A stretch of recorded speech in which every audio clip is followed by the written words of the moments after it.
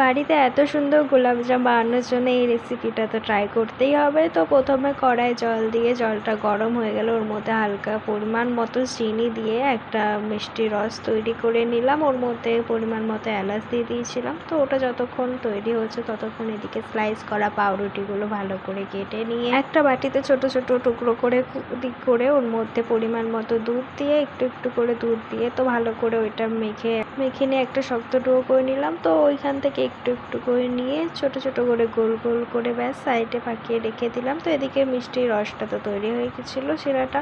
তো তারপর কড়াইয়ে তেল দিয়ে তেলটা গরম হয়ে গেল, ওর মধ্যে গোল গোল করে রাখা গোলাপজামগুলো আস্তে আস্তে দিয়ে ওগুলো ভালো করে নেড়ে ব্যাস কালার চলে এলেই ব্যাস রেডি। রসের মধ্যে দিয়ে কিছুক্ষণ নাড়িয়ে রেখে দিলাম, প্রায় আধ ঘন্টার মতো রেখেছিলাম। তো তারপর আধ ঘন্টা পর তো ব্যাস রেডি হয়ে গেছে আমাদের গোলাপজাম। খেতে হয়েছিল খুব সুন্দর, এরকম বাড়িতে বানিয়ে দেখ।